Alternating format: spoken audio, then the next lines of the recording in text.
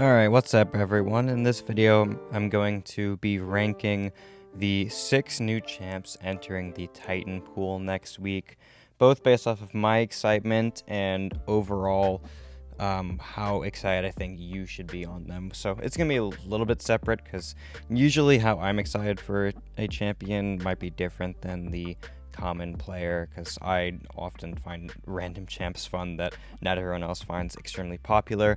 So I'm going to go ahead and talk about both of them, but I am going to rank them all by strength for your average player first, and then afterwards I'm going to do my personal ranking. So a little bit backwards of how I did the Heart of Fire ranking. I'm actually going to do myself second.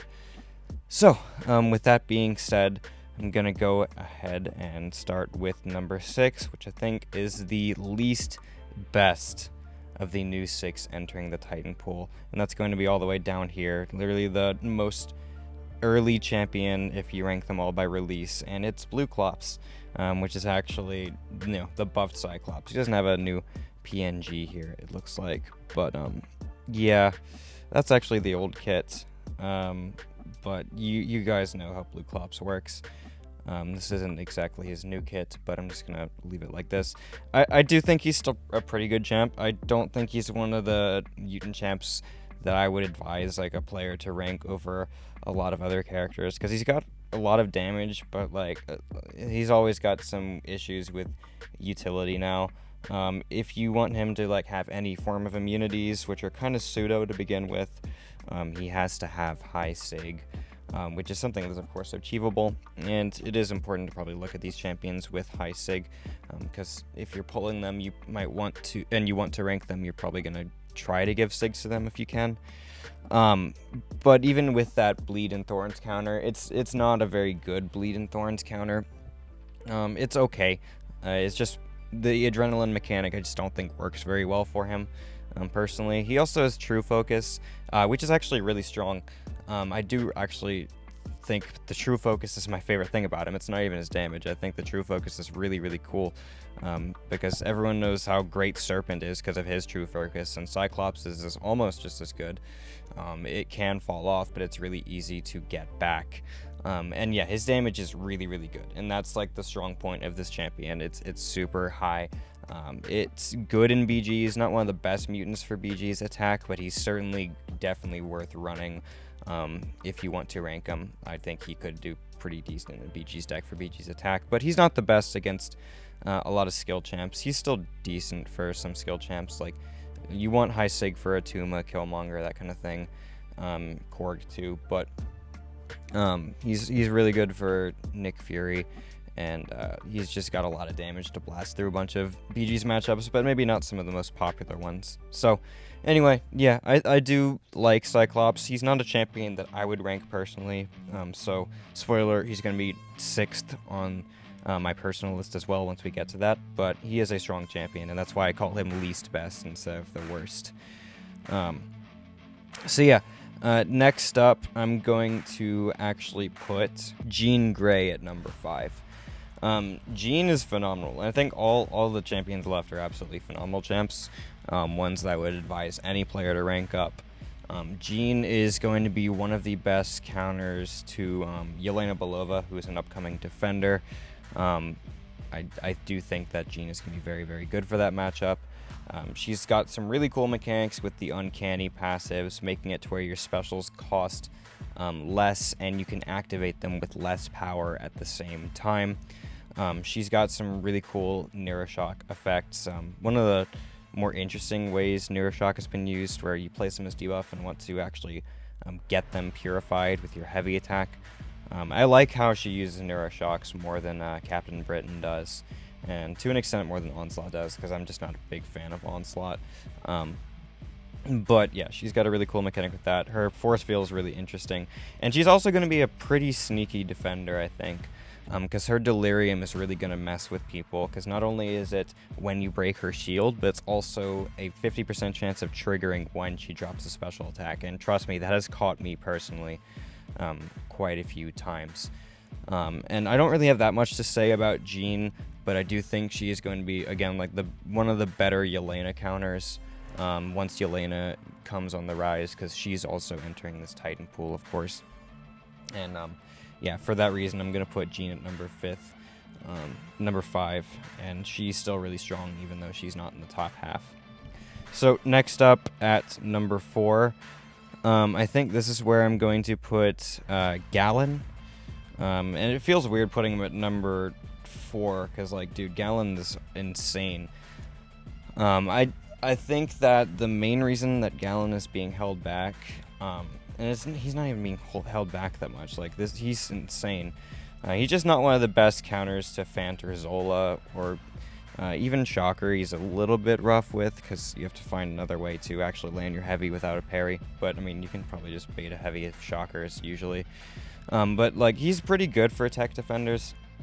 Like, he's obviously going to wipe the floor with Red Skull, with Penny Parker and stuff. But, yeah, he's not going to be the best for Zola, which is really important for a Cosmic Champ nowadays.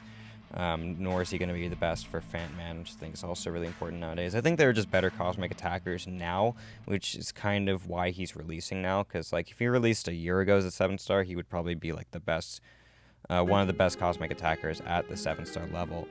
And I still think he's going to be one of the best now. Just, I think there's going to be better Cosmics overall. Like Thanos is a big one. I think Thanos is going to do the job that Gallon does, just a little bit better. But he's still crazy. Like, he's still a sneaky defender sometimes.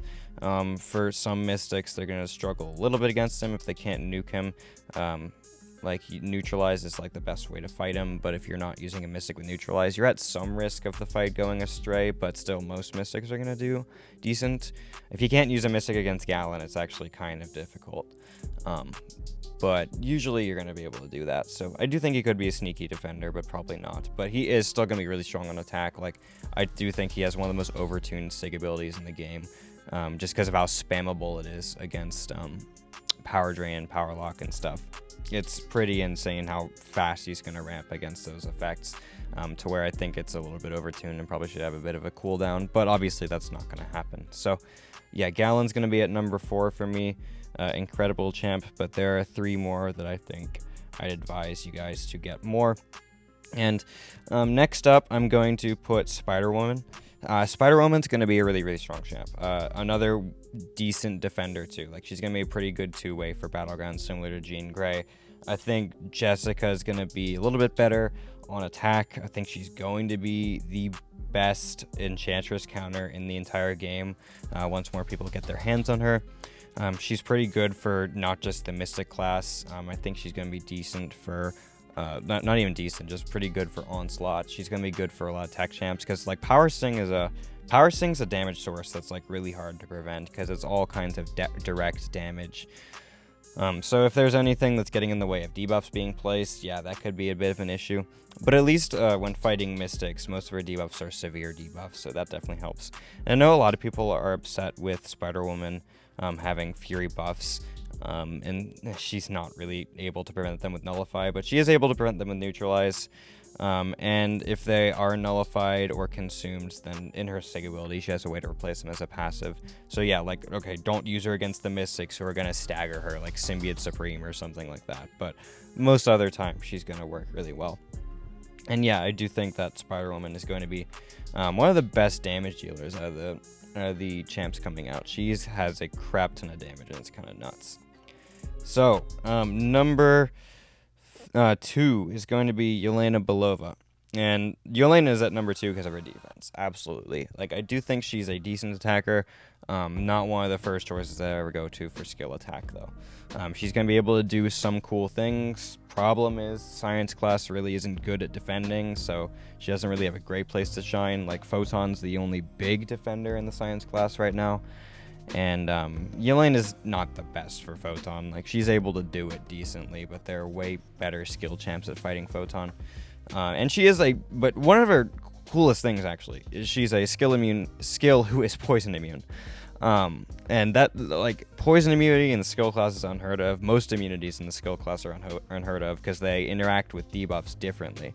But I think having a flat immunity for a skill champ is actually really cool, and something that's definitely different for the class, because they don't often get a lot of immunities. They have like endurance or other ways to deal with debuffs. So yeah, having poison immunity I think is really, really cool for Yolena. It makes her stand out for that. And yeah, she's just got decent damage. Her utility is okay as well. I wouldn't say it's that strong, but defense, again, is why you rank her. She's going to be close to, if not the next Bullseye. She's going to be insane for BG's defense, just with how she reduces your attack rating. And also does a bunch of the bleed effects and has really, really annoying special attacks. So yeah, I think Yolena is absolutely going to be number 2 because of her defense value. But at number 1, this might come off as a shocker, but I think the number 1 champion coming up in the Titan pool is Bastion. This is the champion. If a player got all 6 of the champions entering the Titan and asked me which one I'd say they should rank up first, I'd say Bastion. Which I think that is probably a hot take. A lot of people are going to say that. And maybe that's because of my Alliance War brain. But I think when we get the old map back after this season is over, Bastion is going to be one of the best war attackers we've ever seen.